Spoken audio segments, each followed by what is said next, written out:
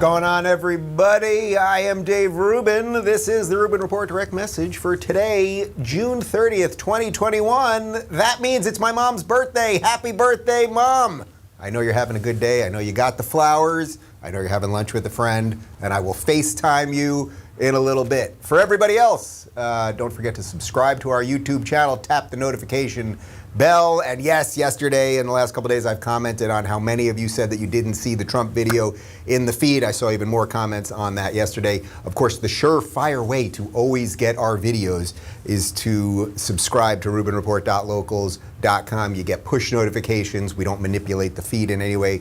We got ad-free stuff over there and live video and live chat and a whole bunch of other stuff. And today, because I wanted to give my guys an extended long weekend for July 4th, after we tape this show, we're taping our Q&A for tomorrow. Normally we do a Q&A every Thursday, but I'm not going to be taping shows tomorrow and Friday, so my guys can all have, and myself actually, I've got some family here still hanging over from my birthday party last weekend, so that we can all have a nice 4-day weekend and celebrate America and be with family and barbecue and do the fireworks and all that good stuff. So anyway, so we are taping tomorrow's Q&A today. So if you would like to submit a question, and perhaps I will answer it, you can go to rubinreport.locals.com, submit your question right there, and we'll be taping that in about an hour or so. We got 3 stories for you today. We had about 5 that were on the docket that were all possibilities. I said, guys, let's whittle it down. And that's exactly what we've done.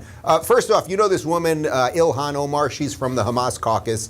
That's the wing of the Democratic Party that doesn't like the Jews. Well, she's like sort of the main don't like the Jew lady. And I don't like her, and it has nothing to do with her being black, and it has nothing to do with her being Muslim. I just don't like her. She has horrible policies, and I think she's a genuinely bad actor in American politics, and she's making the situation, our ability to talk to each other, significantly worse. So she was on Jake Tapper's show. And yesterday I talked about how nobody's really watching Jake Tapper since Trump is gone. The Tapper's numbers have bottomed out. But occasionally, sometimes, something happens on this show that does go viral. And Ilhan Omar was on there, and Jake Tapper asked her about some of her previous anti-Semitic comments, and she doubled down yet again. So we're going to play that. Then there was a video a couple days ago, one of the White House press conferences, where I call her Jen Psaki, but my guys keep saying, Dave, just call her Jen Psaki. That's the name. Not sake like the Japanese drink. It's Jen Psaki. I'll see what I can do on that. Well, she's just gaslighting America. I mean, her endless lies and conflation of issues and confusing of things and everything else. Well, she basically said that it's the Republicans who want to defund the police, that some would say it's the Republicans who are calling for defunding the police. So we're going to show you that video, and then we're going to show you a compilation of Democrats calling for defunding the police, because she's a liar, and we've got to call out the liars. And then finally, remember Barack Obama? He was the president for 8 years before the Orange Man. We played a video a couple days ago, was that last week, I believe, where he's very concerned that the Republicans are focusing on critical race theory, and that's not something we should really be focused on. We should be focused on climate change. Well, now this week, he's very concerned that Republicans are all suffering from misinformation, that conservative media is confusing people. Places like YouTube are making you think scary things, which is sort of ironic because, 4 years of Trump's a Russian asset, all the other lies, Brett Kavanaugh's a racist, the Covington kids, Jesse Smollett, blah, blah, blah. None of a problem with that kind of misinformation. But misinformation that might empower you to think freely and just not be a slave on the Democrat plantation, he doesn't like that. So we're going to talk about all of that. And before I get to it, I want to talk to you guys about Bambi. When you're running a business, HR issues can kill you. Wrongful termination suits, minimum wage requirements, labor regulations, the list goes on. And HR managers' salaries aren't cheap at an average of $70,000 a year. Bambi, spelled B-A-M-B-E-E, was specifically created for small business. You can get a dedicated HR manager, craft HR policy, and maintain your compliance, all for just $99 a month. With Bambi, you can transform HR from your biggest liability to your greatest strength. Your dedicated HR manager is available by phone, email, or real-time chat. From onboarding to terminations, they customize your policies to fit your business and help you manage your employees day to day, all for just $99 a month, month to month, No hidden fees, cancel anytime. If you're like me, then I bet you didn't start your business because you wanted to spend all your time on HR compliance. That is absolutely true. Let Bambi help. Get your free HR audit today. Go to Bambi.com/Rubin right now to get your free HR audit. That's Bambi.com/Rubin, spelled BAM to the BEE.com/Rubin. And now back to me. Okay, 3 stories for you. Let's start with Ilhan Omar. So I want to be very, very, very, very, very, very, very clear about what I'm about to say about Ilhan Omar. I do not care that she's black. I do not care that she's Muslim. Irrelevant. I don't care about immutable characteristics. I don't care about what anyone's private beliefs are. I don't care about anyone's skin color, all of those things. Irrelevant to me. I care about people's thoughts. And this woman consistently spews out anti-Semitic nonsense. Now, you guys know that I don't like accusing people of being anti-Semites or racists or homophobes or anything else. We've used all of these words, unfortunately, in such a egregious way that usually it means nothing. Usually, when someone gets called a racist on Twitter or in mainstream media, that usually means they're not racist. It means they're just not a progressive, right? They're just not woke. Ilhan Omar actually is a racist. She has an obsession with Jews and Israel, an absolute obsession. There's only one country on earth that she wants to boycott. It's the obscenely tiny little place. That's the one little Jewish state. While we've talked about this before, there are dozens of Muslim majority states, dozens of Christian majority states. She constantly has odd things to say about the Jews, and she's an anti-Semite. It just kind of is. I don't really like saying things like that, but it just kind of is.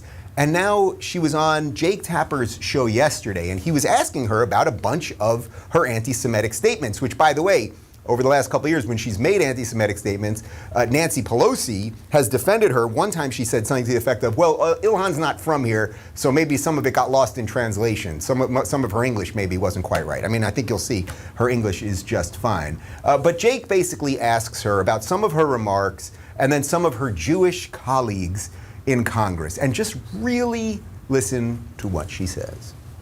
In 2019, you said lawmakers support Israel because it's, quote, all about the Benjamins, which implies that politicians only support Israel because of money. There was a tweet from 2012 when you said Israel had hypnotized the world. Do you understand why some of your fellow House Democrats, especially Jews, find that language anti-Semitic? I have welcomed any time, my colleagues have asked to have a conversation, to learn from them, for them to learn from me. I think it's really important for these members to realize that they haven't been partners in justice. They haven't been, equally engaging in seeking justice around the world. And I think, I will continue to do that. It is important for me as someone who knows what it feels like to experience injustice in ways that many of my colleagues don't, to be a voice in finding accountability, asking for mechanisms for justice for those who are maligned, oppressed, and who have had injustice done to them. Man, she is just vile. Listening to the double speak and the intentional way she conflates things. So he specifically asked about her colleagues, especially Jewish Democrats. Her line was, these members haven't been partners in injustice. They haven't been equally engaging in seeking justice around the world. So he's specifically asking about the Jews. That's what she's saying. Now, I'm sure Nancy will say, oh, she didn't understand the question correctly or something like that. And by the way, already Ilhan Omar, little Twitter thread with like one of her half-assed apologies where she said, yes, Jews have marched with Martin Luther King and a bunch of nonsense. The apologies are just worthless at this point, right? It's just a token throwaway, nothing. But what she's really saying there is these members haven't been partners in justice. She's just trying to make everything about Israel, which is exactly what you would do if you were solely focused on the Jews. So her answer, in a certain way, is anti-Semitic in that regard. She's saying they haven't been partners in injustice. They haven't been equally engaging in seeking justice around the world. What she's saying is, I don't really like Israel. They've defended Israel. They are bad guys. Ilhan Omar is not a good actor. She is not a good actor, and I don't think she is a good American. And by American, I don't mean you have to believe everything that I believe, but Ilhan Omar is an immigrant, a first-generation immigrant from Somalia. She came here from Somalia. Try to imagine Ilhan Omar, or Rashida Tlaib, or AOC, or even Bernie Sanders for that matter, saying anything positive about America, or anything positive about our allies, or going out on the international stage and singing the praises of America and talking about all the wonderful things of America. I find her to be particularly nefarious in what she's doing because as a first-generation immigrant, you might be a little more appreciative of the country that let you in and allowed you to become extraordinarily, disgustingly powerful and influential. You might be appreciative of that, but she's not appreciative of that. And I was thinking about this, and when I was on tour with Jordan Peterson, we went to about 20 different countries all over the globe. And I remember very specifically, like when I was thinking about what kind of jokes I was going to do in the morning and everything, like I would never go to a country and attack that country. Like you can poke fun, I could poke fun at like the food in England isn't the greatest food, or everyone's eating fish and chips all day long, blah, blah, blah. Like little things, little cultural things that you can make fun of. But I always wanted to be respectful of the country that I was in. I'm a guest in that country. Now, she's a legal citizen here. I'm not saying that she's a guest here. But as someone that came here, that knows how good it is here, that this country has given her so much, she doesn't like this country. And if you think that I'm making that up, I mean, just mark my words, although now that I'm saying it out loud, they'll probably do something different. But on every July 4th, on every Labor Day, on every Memorial Day, every Thanksgiving, any day that is about Americans or defending America or our, honoring our freedom and our emancipation, all these things, they barely ever can choke out anything positive about America on Twitter or any messaging that they have. They usually couch it in, we're pretty bad, but, we did something. Anyway, Ilhan Omar, look, Jake Tapper, I sort of feel bad for Jake Tapper in a way, because as I referenced yesterday, I think Jake Tapper, there is some flicker of something decent there, and he was supposed to be the one guy at CNN that was going to be decent, and you could just see it on his face. Like, you could just see the misery and just that he knows, like, what CNN has become, and, he knows he can't push back any further, otherwise she'll basically turn to him, and you're a Jew, ain't you a Jew, Mr. CNN guy? And he happens to be Jewish. I don't really care about that either. But look, her obsessive focus on Israel, her obsessive focus on comparing the United States to terrorist organizations and all of these things. When she wants justice, when she says justice, she means injustice. And she will never be on the side, I don't think, of anything that I think a truly free country will be for. That's a problem. That's a problem. And unfortunately, we don't have Democrats who are willing to stand up. And this is obviously directly connected to the failure of liberalism. It let in illiberalism. And now you have a Democratic Party where people say, like Nancy Pelosi, who wasn't bananas her whole career, and even a guy like Joe Biden wasn't bananas. I know some people don't like when I say that, but these people were not radical bananas lunatics. Chuck Schumer was not a radical bananas lunatic, but all of them have been swayed, and they've been hypnotized, I would say. She said that Israel has hypnotized the world somehow, yeah. Well, I would say that the progressive groupthink, the brain-numbing nonsense that comes out of the progressives has basically hypnotized all of the Democrats. So nobody says anything about it. So there is a privilege. She's always talking about white privilege. There is a privilege in the United States of America. There's one privilege, and it's Democrat privilege. Because if you are a Democrat, you're allowed to be in blackface like Jimmy Kimmel, or like Ralph Northam, the governor of Virginia, or now there's this senator in Rhode Island who goes to an all-white country club. You probably didn't hear that on mainstream media, right? If you're a Democrat, you have the privilege you're allowed to be a racist. You're allowed to say whatever you want about Jews or white people or Christians or anything else, and you get a pass. That is the privilege that we've got in America, and Ilhan Omar is a walking, talking example of Democrat privilege. All right, speaking of Democrats and privilege, because one of those privileges is you can say whatever you want, and the media doesn't really call you out on it. Well, Jen Psaki, right? Psaki, not Psaki. Psaki, more like Psaki, like I'd like another Psaki. Warm, please. Jen Psaki, who is the White House press secretary, she said the other day that basically Republicans are the one trying to defund the police. This is just pure gaslighting. This is pure nonsense. We all know it, but they have no problem saying it. And she kind of smiles when she says it. So this is from a couple days ago, and then we got a great compilation for you. Here's Jen Psaki. The thought there basically that some criminal who has been committing crimes with limited interruption or interference from police for the last couple of weeks or months is going to stop this easy life of crime if they have a summer job. Well, I think the president believes that we shouldn't allow access to guns to those criminals who are currently illegally buying them from some dealers across the country. And part of his announcement is taking steps to do exactly that. But part of his announcement is also ensuring there's specific guidance to communities across the country to ensure that they have funding to get more community police around the country. Something that was supported by the American Jobs Plan that was voted into law by Democrats just a couple of months ago. Some might say that the other party was for defunding the police. I'll let others say that, but.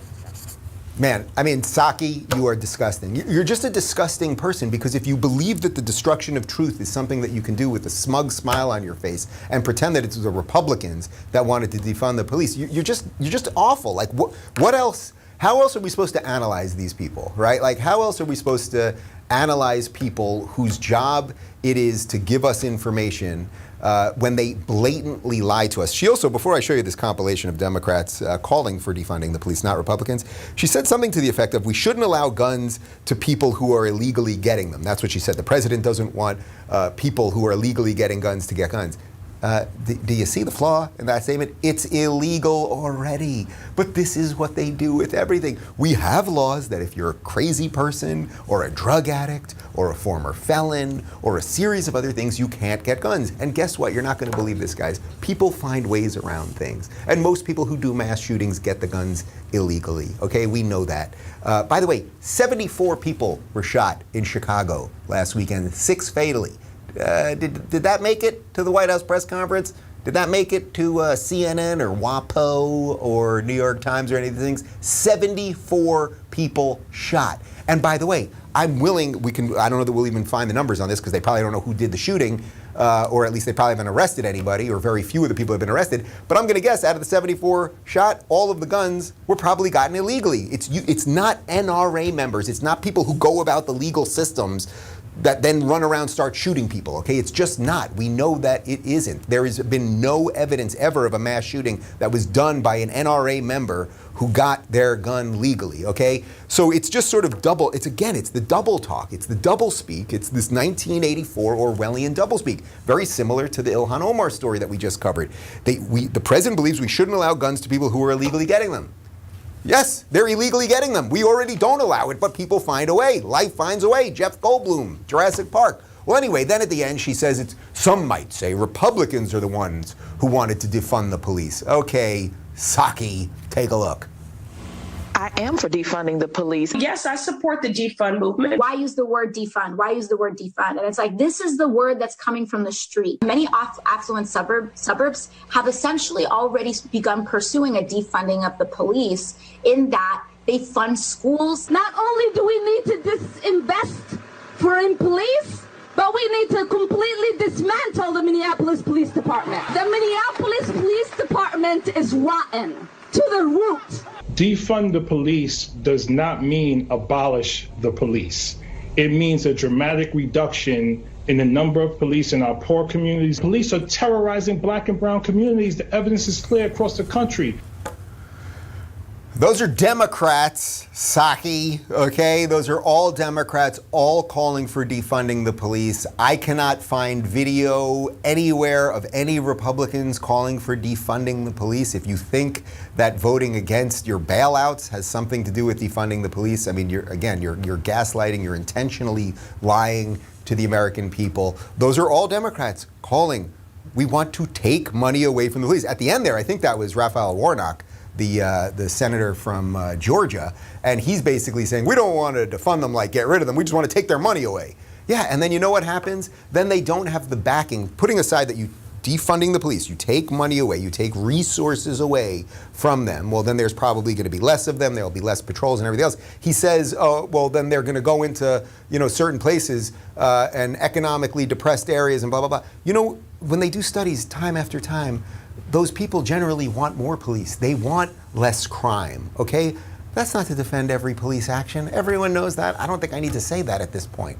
But when you defund the police and then you don't get the cities backing the police, more crime comes in. You guys all know the numbers. New York, LA, San Francisco, Portland, Seattle, everywhere that there is a progressive mayor, there is an increase in crime right now, there is an increase in homicide, there's an increase in homelessness, there's an increase in drug use. Do you not think that these things are connected? They might sorta be connected in some way. So, Psaki, you're a liar. You're a liar. And I don't know why it's left for me to call you a liar. I wish somebody else would call you out in the mainstream, but I know you guys got those people in your pockets because of, say it with me, everybody, Democrat privilege. And speaking of Democrat privilege, you guys may remember Barack Obama. He was the president for 8 years before Donald Trump. I actually voted for Obama twice. I completely regret it, and you should judge me accordingly. But I was a Democrat. I was a progressive. I was a lefty. I suppose I was brainwashed at some level. That's actually what my whole political story is about. The whole reason that so many of you guys dig what I do, because I was honest about my political evolution, and I truly regret voting for Obama. I think the country would be in very different shape if McCain had won the first time around, or even if Romney had won the second time around. I have no love for Romney, by the way. I think he's basically just a pet Republican, but it probably would have been better than Obama, because Obama loves this sort of double-speak stuff too. But right now, Obama's been talking about misinformation. And he doesn't like misinformation, although what he means by misinformation is stuff that goes against the narrative that he likes. We've got some quotes here from CNN. Former President Barack Obama said Tuesday that the rise in misinformation that led to the January 6th insurrection was apparent during his administration, but the speed and prevalence with which misinformation has increased in recent years worries him and should worry everyone. The guardrails I thought were in place around many of our democratic institutions really depend on the two parties agreeing to those ground rules, and that one of them right now doesn't seem as committed to them as in previous generations. That worries me, Obama said, and I think we should all be worried. One of the perpetrators of that, not the originator of it, but somebody who surfed that for their own advantage, was my successor, Donald Trump, he said. And we saw how powerful the constellation of conservative media outlets, talk radio, and then ultimately all of this gets turbocharged with social media, how powerful that is. Now, first off, there's so much here, because if you remember when remember Hope and Change, and everybody was like drinking ecstasy all day long when Obama was running the first time around, and everything was amazing and wonderful and spectacular. There were a gajillion, I think that's a scientific term. I think I'm getting it right in the amount. There were a gajillion articles written how Obama and the Obama machine had leveraged social media to get his message out there, and kids were on Instagram and Facebook campaigns, and it was exciting and new ways of sharing information. It was all wonderful. So it's wonderful when they do it. Then when Trump supporters, a couple years later, start sharing memes online and doing funny videos of Trump and putting his head on a dancing man and all of the other stuff that happened, then they're sharing misinformation. They're supercharging scary stuff. Okay, so first off, that's just like a general part of it. When they do it, right, it's good, it's fun, it's great. We write articles about how wonderful it is, a new generation figuring out how to spread information. When the bad guys do it, it's evil, and we must figure out a way to stop it. Okay, fine. Now, of course, what Obama really is saying there is that people are talking, and they're talking about things that he doesn't like, right? They're talking about how wokeness is bad. They're talking about how critical race theory is bad. He doesn't want people to be able to push back when the media pushes a hoax. The very fine people on both sides thing, that was a complete hoax when they said Trump said that, because the sentence before was, I completely condemn the neo-Nazis, but you never see that, right?